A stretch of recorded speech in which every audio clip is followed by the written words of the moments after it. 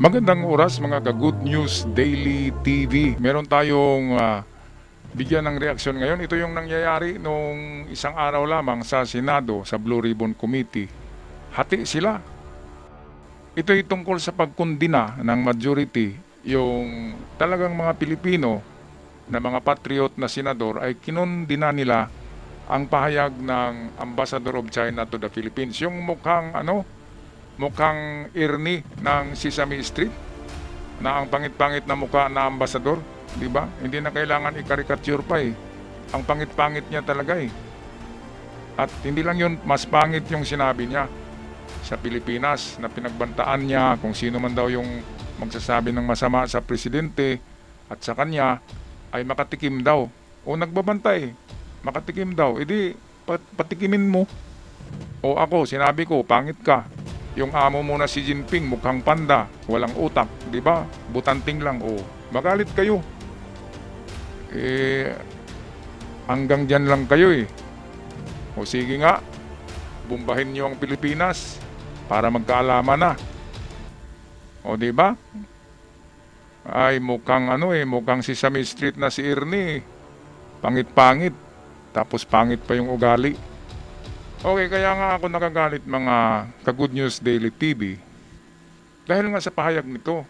Nagumpisa lang yan na magpalabas si Tariela ng mga karikature na King Koy ang mukha ni Xi Jinping. Nagalit ka agad si Xi Jinping eh. Andin yung kanyang spokesperson, ganun din si John Jacon. John Jacol ba yun? Jacon. Galit din. Pati yung ambasador nila, galit din. Bakit sila magagalit? Gumawa din sila ng karikature. Di ba? Ngayon, si Marcolita at Ruben Padilla, kasama na diyan si Bongo, Ligarda, mga Cayetano, mga DDS yan eh. Kaya yung sentimento ng Senado ay hati. Kasi ang siyam diyan ka senador ay mga hindi lang DDS, maka-China pala yan.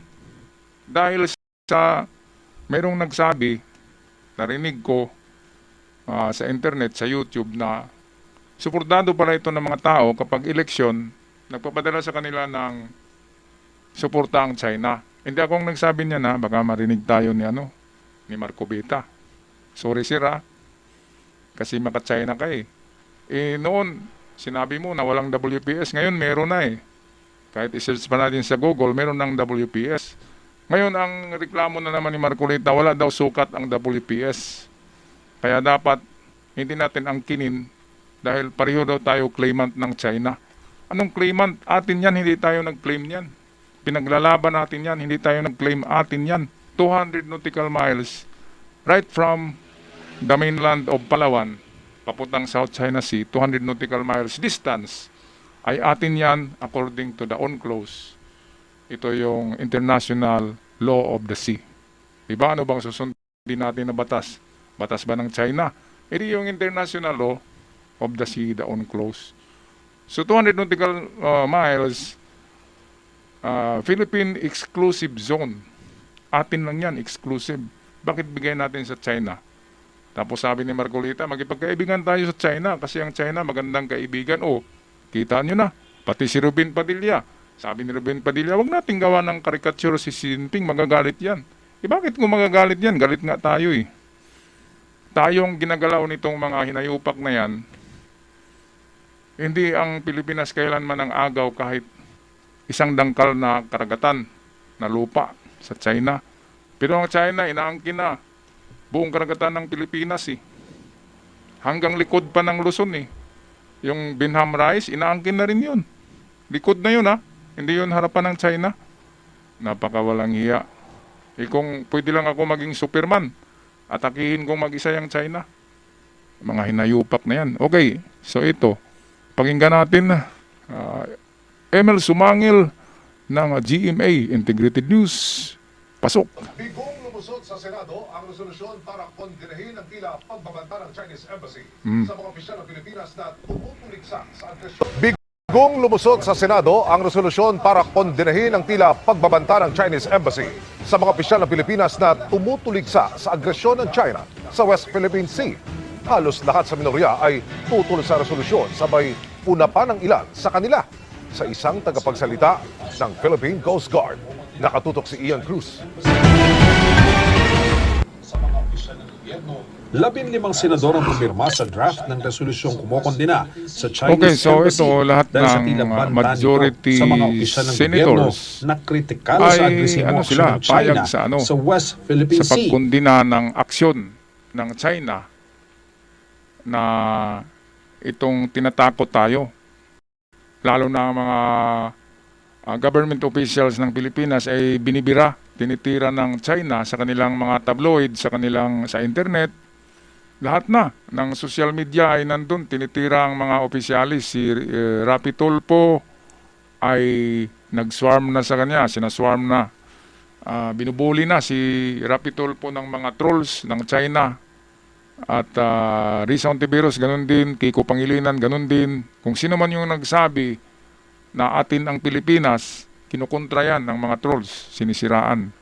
Pero yung lahat ng minority, kaya makikita natin na ito pala yung mga kandidato ng China, lahat ng minority ay ayaw nila na tuligsain natin ang China dito sa pagdisiplina ng China sa atin na hindi daw tayo magsalita ng masama tungkol sa kanilang mga leader.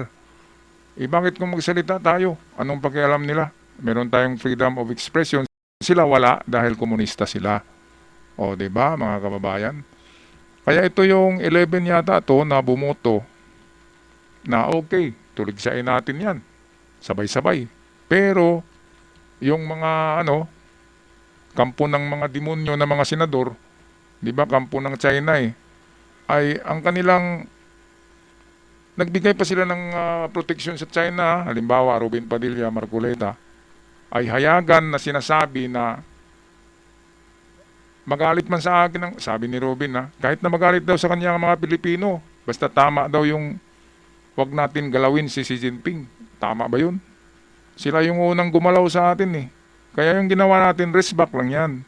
Yan ay reaction lamang, di ba? Marcoleta naman. Noon sabi niya, walang WPS. Ngayon meron na. Kahit i-search natin sa Google, meron na yan. Ngayon ang sinasabi naman ni Marcoleta, paano natin maklaim ang WPS? Wala tayong sukat.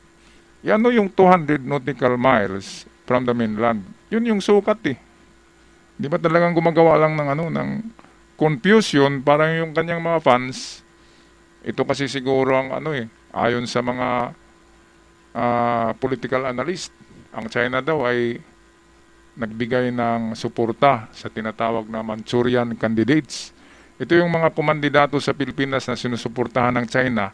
Kaya ang ginawa nila ay solido rin yung kanilang suporta sa China. Hindi nila iniisip na meron silang mga apo, mga anak na mabubuhay pa sa susunod na henerasyon.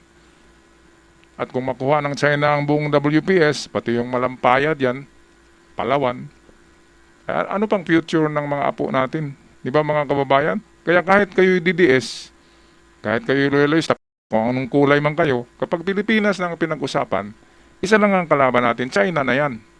Di ba? O kahit DDS kayo. Pero pagdating sa WPS, dahil atin yan, karagatan natin yan, lupa natin yan, tulong-tulong tayo, loyalista, DDS, Pinklawan, Dilawan. Magipaglaban sa China, hindi yung makapili tayo, yung doon tayo kumakampi. Katulad ni Marcoleta at ni Robin Padilla. Kasama na lahat dyan ang minority. Mga maka-China yan. Klarong-klaro. Okay, patuloy tayo. Sa mga opisyal ng gobyerno na kritikal sa agresibong aksyon ng China sa West Philippine Sea. Sa resolusyon, nanawagan ng Senado sa Department of Foreign Affairs sa mga opisyal ng gobyerno na kritikal sa agresibong aksyon ng China sa West Philippine Sea. Sa resolusyon, nanawagan ng Senado sa Department of Foreign Affairs na magkasa ng mga hakbang pandiplomatiko para itaguyod ang dignidad ng Pilipinas at tiyaking ang relasyon nito sa iba pang estado ay ayon sa international law. We condemn the statements of the Chinese embassy that are, we believe, inconsistent with diplomacy and international law. Sa gitna ng pagtalakay para dyan, nirepost pa ng embahada ang larawan ng mga senador na sumusuporta sa resolusyon na unang ipinost Tama. ni Mariela na ani Ontiveros, Tila tinuyapang gaya-gaya lang sila sa isa't isa. Gito Ontiveros, bastos at walang paggalang Ito, ang embahada ng China. ito, Kaya dapat i-adopt ang resolusyon. DDS, Pero git ni Minority Leader Maka-China yan Senator eh. Alan Peter Si Cayetano, Escudero, mas mainam na magkaroon Cayetano, ng nagsabi pagdinig na ukol dito. muna, May mga pag-usapan mungkahi muna. rin Ibig ideklarang sabihin, talagang maka-China sila, di ba? Bakit lahat ng minority ay maka-China? Walang paninindigan. Kukunin na yung bahay mo, hindi ka pa magalit. Bahay natin ng Pilipinas eh. Itong magtaka tayo, bakit lahat ng DDS ay ganun ang kanilang utak? Yung mga DDS senador. 'Di ba? Kaya totoo talaga yung sinabi ng mga political analyst na mayroong Manchurian candidate ang China sa Pilipinas na sinusuportahan ng China pagdating ng eleksyon. Kaya ang mga ito ay loyal sa China. Mga traidor sa Pilipinas. Dapat mayroong batas dyan eh. Na kapag ang mga mambabatas ay kumakampi sa ibang bansa, pagdating sa ganito, ay dapat mayroong mayroong penalty. Kulong, di ba? Dapat mayroong batas na ganyan. Kasi mambabatas ka ng Pilipinas, bakit doon ka kumampi sa China na kalaban natin? Di ba? Doon ka na lang sa China mag-senador. Kaya kayong mga dyan, mga Pinklawan, Dilawan, DDS, kung sino man, loyalista, kapag WPS na ang pinag-usapan na inagaw na ng China, malampaya, natural gas, field, aagawin daw yan ng China. Kapag ganyan na, Palawan aagawin, Sambales aagawin, kapag ganyan ang mangyari, ay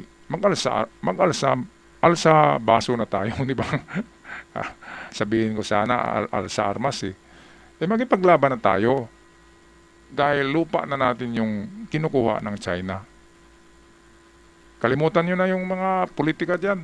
Basta WPS na ang pinag-usapan, magkaisa tayo dyan, mga kababayan. Diba? Give me 5.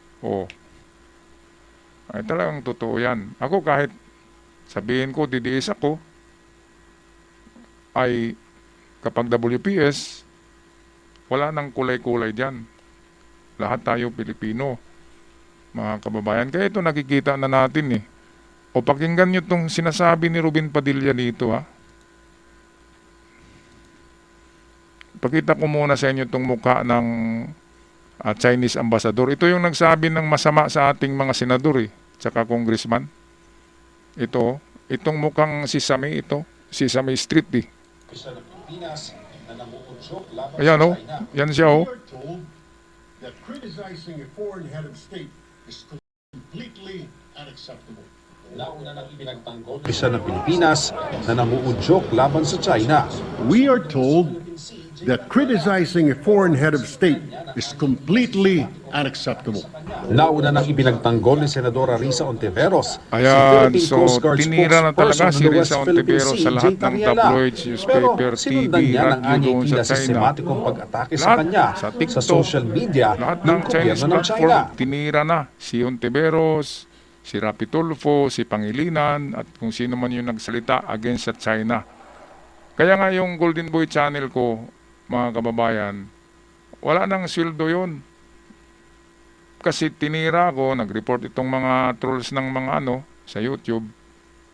Kaya nawalan ng sweldo kasi tinitira ko ang China Galit talaga ako sa Chinese. Hindi yung Chinese na mga narito sa Pilipinas Yung talagang Chinese na galing sa mainland na nagdala sa atin dito ng perwisyo sa Pilipinas. Katulad ni Atong Ang, di ba? Inchik yun eto, pakinggan natin na ito pala yung kinagagalit panoorin nyo to. Ito yung mga caricatures ni Tariela na nagagalit si Xi Jinping tsaka yung kanyang spokesperson. Ito yun Convention on Diplomatic Relations. Sabi umano kay Minority Senator Rodante Marcoleta ng bagong Chinese ambassador sa kanilang pulong, sinagot lang ng embahada ang paggamit ni Tariela Convention on ng Diplomatic konvensyon Relations. ni Chinese President. Sabi umano kay Minority Senator Rodante Marcoleta ng bagong Chinese ambassador sa kanilang pulong, sinagot lang ng embahada ang paggamit ni Tariela ng karikature Oh, ni bakit Chinese takot si President Xi Marcolita sa Jinping. China kung Siguro magkamali yun tayo? ay paalam Mali ba yan natin sa paraan na hindi na tayo nag-criticize makakagawa tayo sa siguro China? ng Tayo lalong yung pang mas ginagalaw. malaking Kaya of course, ah, kapag mga pagkakamali. editorial kasi na cartooning, ang tawag dyan, editorial cartooning yan eh. Kapag sa newspaper, ay caricature talaga yung lumabas. Katatawanan na muka. Hindi ata alam ni Marcoleta na mayroong editorial cartooning eh. Yun yung ginawa ni Tariela. Common sa atin yan sa pamamahayag, sa newspaper, mayroong editorial cartooning na yung muka ng mga presidente ay palaging nandyan na mukhang kingkoy. Pero bakit ka magagalit? Freedom of expression yan. At saka dyan natin makikita na medyo may bayag din si may bayag din si Tariela. Kaya sabi ni Marcoleta dito ay dapat daw magipagkaibigan tayo sa China. Bakit magipagkaibigan ka pa? Di ba? Inaagaw na yung lupa mo eh. Ito, pakinggan natin. ang pinaka-area ng ating West Philippine Sea. Ano? Exclusive economic. Ayan, gago. Siguro magsimula po tayo doon kasi yung iba, misinformation na po yung lumalabas eh. Ay na lang natin ang mga bato sa South China Sea. Palagay ang pinaka-area ng ating West nalihis na Philippine daw Sea tayo. o exclusive Sabi ni economic zone. Marco Siguro Beta, magsimula wala po daw tayo sukat doon ang kasi yung iba, WPS. misinformation na Hindi po niya yung alam yung lumalabas 200 eh. nautical Ay na lang miles natin from ang mga the bato sa mainland. South Ayun China yung Sea. sukat. Palagay ko po 200 nalinis miles po tayo. papuntang South China Sea. Atin yan, exclusive economic zone. Ayon sa International Law of the Sea or UNCLOS. Hindi alam ni Marcoleta eh. Talagang nililihis ni Marcoleta ang ating pagmamayari sa WPS para yung mga DDS na follower niya ay maniniwala na hindi atin ang WPS. Saan kayo mangisda? Mga DDS, kumakain yata kayo ng masarap na tuna, di ba?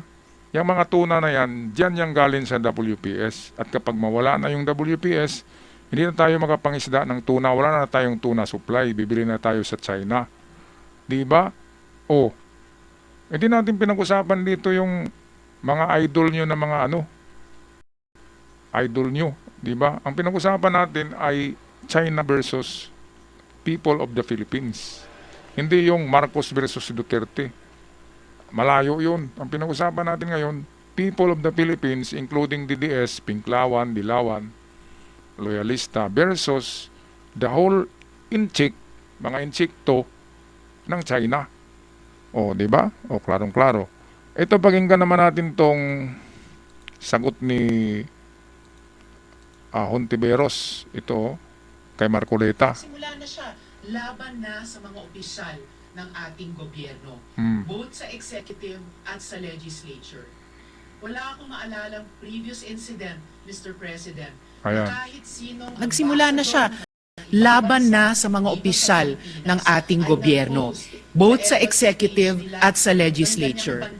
Wala akong maalalang previous incident, Mr. President, na kahit sinong ambassador ng ibang bansa dito sa Pilipinas ay nag-post sa embassy page nila Okay, ng so ganyang bakit banta ang ng China kanilang selective lang yung spokesperson kanilang pinupuntirya ng mga ng Chinese senador? Foreign Ministry Bakit hindi nila laban sa mga puntirihin si opisyal Marcolita, natin si Robin na Hood, nagsasalita si, lamang para sa yung pambansang mukhang tupo, interes. si Cayetano, Bungo, yung parang full moon na mukha, di ba? Bakit hindi nila puntiryahin yan? Ibig sabihin, pinipili nila kasi ang mga minority na yan na DDS, ayon sa balita ko, ay suportado nga ng China. Kaya mabango ang China sa kanila. Ngayon, ang pinupuntirya ng mga trolls ng China ay itong mga majority senators na nagsasabi ng masama sa China. Ako nagsasabi ba ako ng masama? Hindi, reaction lang to eh.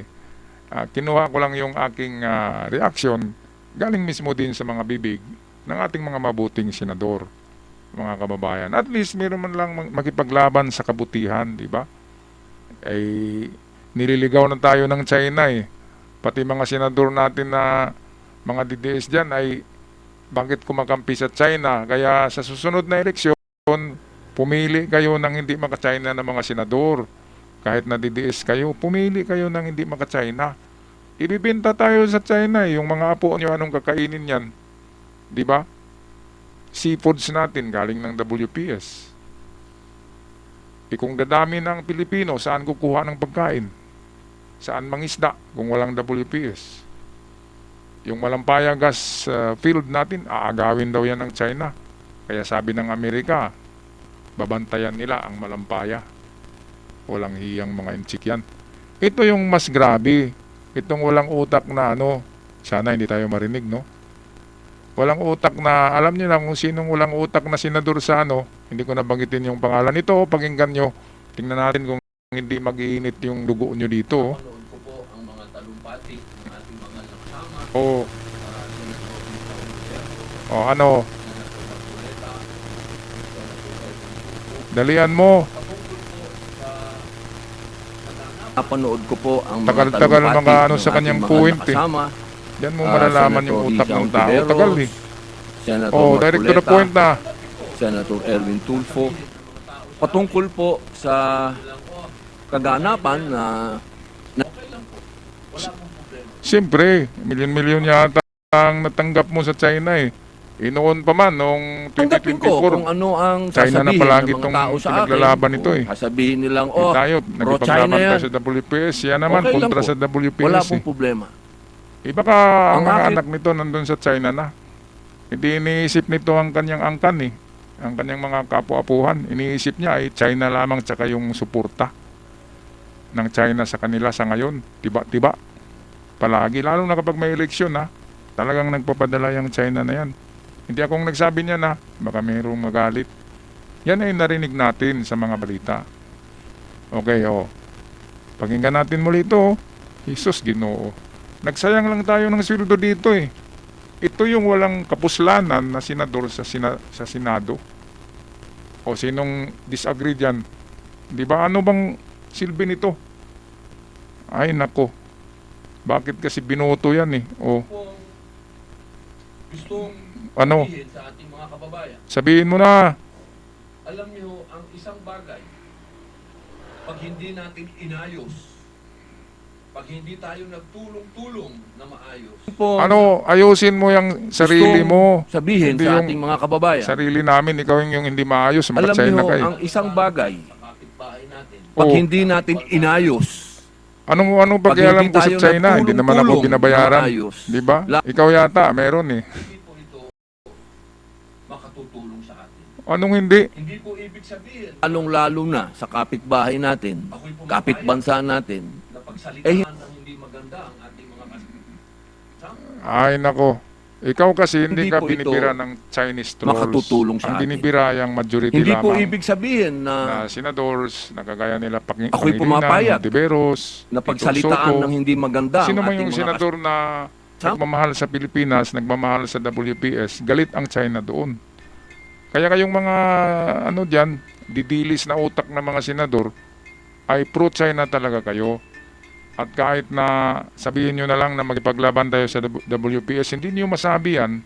Ang masasabi nyo ay huwag tayong makialam sa WPS at ibigay natin sa China. Yun ang kanilang naratibo nitong mga didilis na mga utak. Ito talaga yung number one na didilis na utak, mga kababayan. Anong masasabi nyo? Medyo na ngayon eh. Napansin nyo, mabilis na ako magsalita kasi kumukulo na yung dugo ko. Nasa 999 degrees Fahrenheit na yung init ng ulo ko. Dito sa mga senador na to, na hindi nakiisa sa mga patriotic na mga senador na nagmamahal sa WPS sa Pilipinas. Ang pinag-usapan dito, hindi na digong hindi na PBBM, pinag-usapan natin WPS na, mga kababayan. So ito, paki-comment na lang sa ating comment section sa inyong saloobin. Kayo ba, are you with me? O are you with ito na tao? Maraming salamat sa suporta at sa inyong komento at sa mga bago pa lamang sa channel. Huwag niyong kalimutan i-subscribe ito kapag mahal niyo ang Pilipinas. Hanggang sa muli, paalam, love at